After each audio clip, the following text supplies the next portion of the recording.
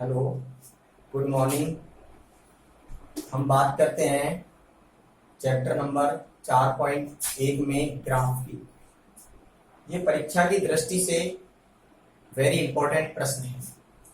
प्रश्न कह रहा है निम्न रैखिक समीकरणों को आलेखीय विधि से हल कीजिए तथा इसकी सहायता से a का मान ज्ञात कीजिए, जबकि 4x प्लस 3y बराबर a है, x प्लस 3y बराबर 6 तथा 2x माइनस 3y बराबर 12। तो इसको सबसे पहले हमें ग्राफी विधि से हल करना है और हल करने के बाद इससे हमें x और y के मान निकालने हैं। और जब x और y के मान आते हैं उन मानों को इस वाले समीकरण में रखना है और जिससे हमें इस a का मान निकलता है। इस a का मान पूछ रहा है, इस a का मान बताओ क्या होगा। तो a का मान तभी आएगा तब पहले अपन इसको ग्राफी विधि से हल करेंगे और हल करने के बाद इसमें x और y का मान हमें रखना है। तो सबसे पहले यहां लिखोगे हल में आप लिखोगे x प्लस 3y बराबर 6 तथा 2x माइनस 3y बराबर 12। ये दो समीकरण दे रखे हैं, इसको समीकरण नंबर 1 और इसे समीकरण नंबर 2। सबसे पहले मैंने आपको बताया था यहां लिखते हम चूंकि आलेखीय विधि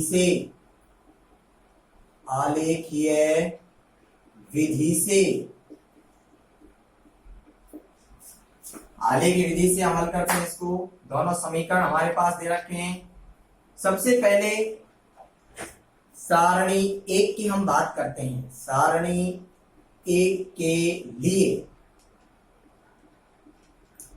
पहली जो सारणी बनती है इस प्रकार से एक सारणी बनाएंगे हम।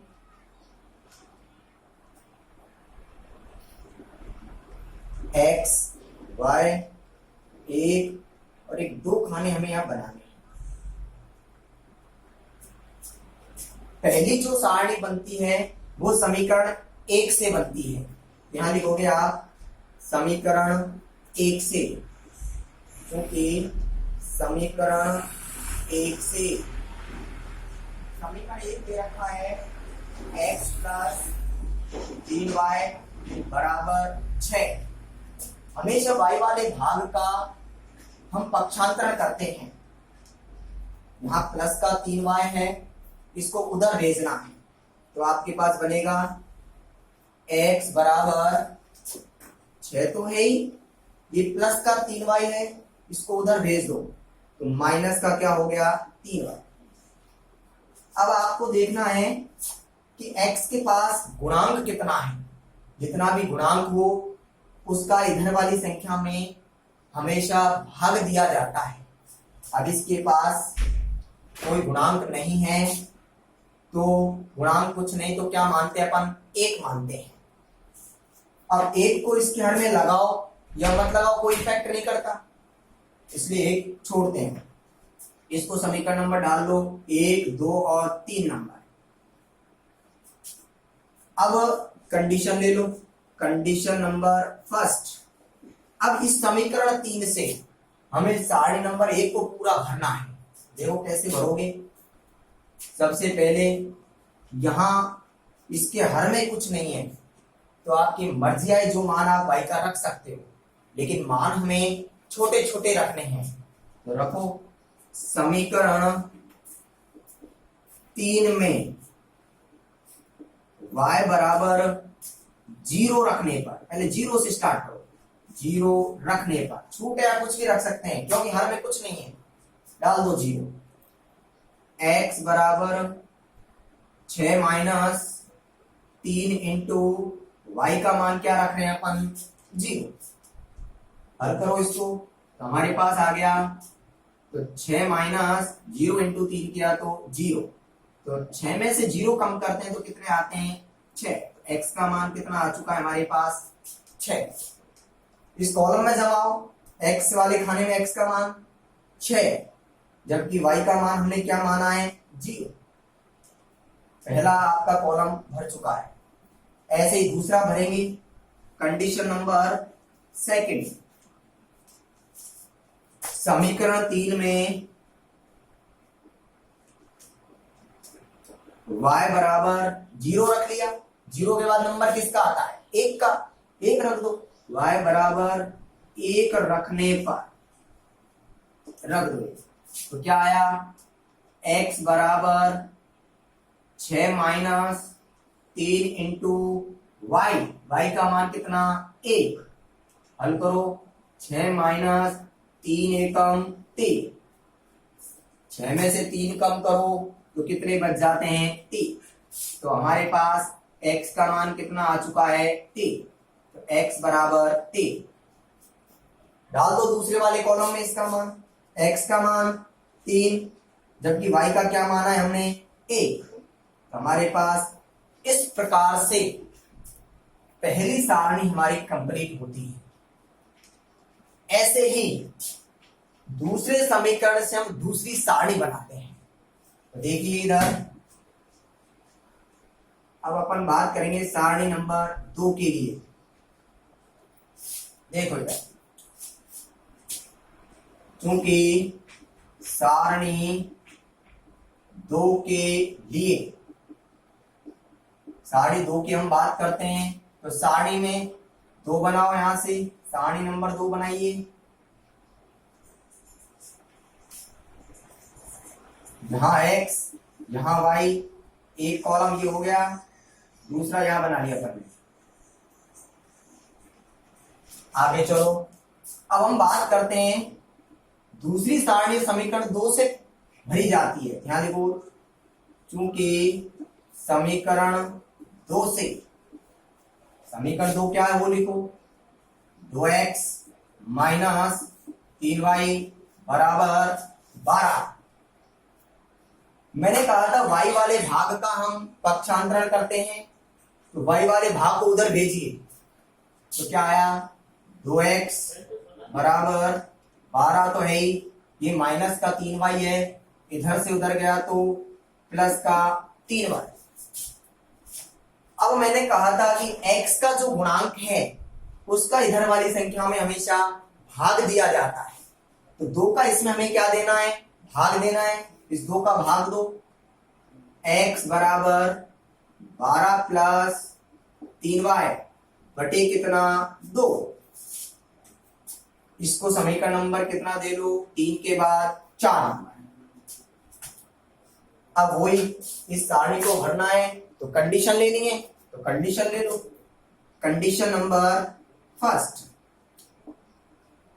तो अपन पहली कंडीशन की बात करते हैं। पहली स्थिति में देखिए, हमारे पास समीकरण 4 में y बराबर, यहां इसके हर में 2 आया हुआ है, तो यहां y का मान हमें सोच और समझ कर रखना है कि y का हमें मान ऐसा यहां रखना है कि इस हर में जो 2 आया है इसको हल करने के बाद इस 2 का पूरा पूरा भाग चला जाना चाहिए।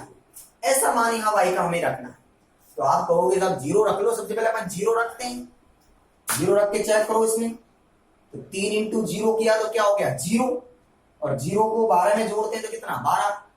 क्या 12 में 2 का पूरा पूरा भाग चला जाता है, चला जाता है। इसका मतलब 0 अपन रख सकते हैं।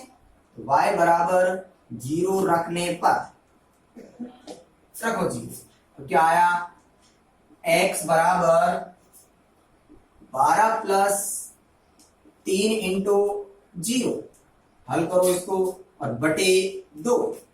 12 प्लस 3 इंटू 0 किया तो 0 बटे 2, 12 में 0 जोड़ा तो कितना 12 बटे 2, कितनी बार कट गया 6 बार।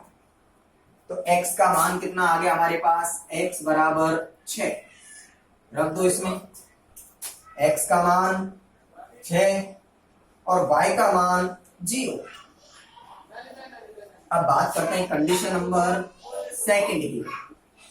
सेकंड कंडीशन की बात करते हैं तो समीकरण 4 में y बराबर, अब हम नंबर आता है y का मान, यहाँ 0 हमने रख लिया, 0 के बाद 1 रख के अपन चेक करते हैं। तो 3 एकम 3, 12 में 3 जोड़ा तो कितने हो गए 15। क्या 15 में 2 का पूरा पूरा भाग जाता है क्या? नहीं जाता। तो इसका मतलब अपन 1 नहीं रख सकते। अब +1 के बाद नंबर आता है -1 का। -1 रख के चेक करो, 3 एकम 3, किसका? माइनस का।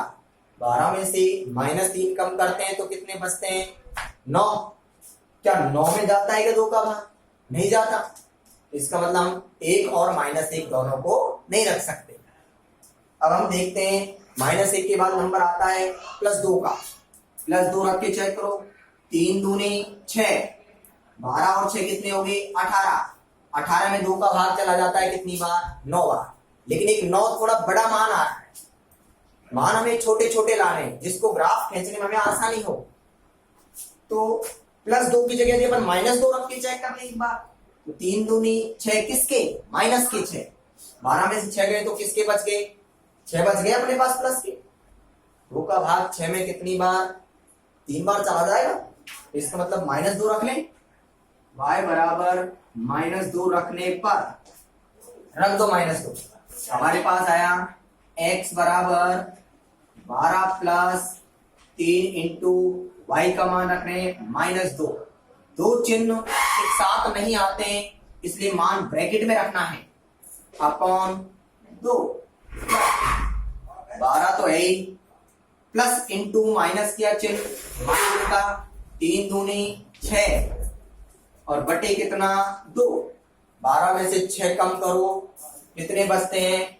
6 बटे कितना 2, कितनी बार कट गया? 3 बार। तो हमारे पास x का मान कितना आ गया? x बराबर 3। x के खाने में x का मान रखिए 3। y क्या मान है? -2। इस प्रकार से हमारी ये दोनों सारणियां कंप्लीट होती है। इतना काम करने के हमें 3 नंबर मिलते हैं। इतना यदि अपन काम करते हैं तो 3 नंबर का काम हमारा कंप्लीट होता है। अब इन दोनों सारणियों से हम ग्राफ खींचते हैं। दोनों सारणियों से हम क्या खींचते हैं? ग्राफ खींचते हैं।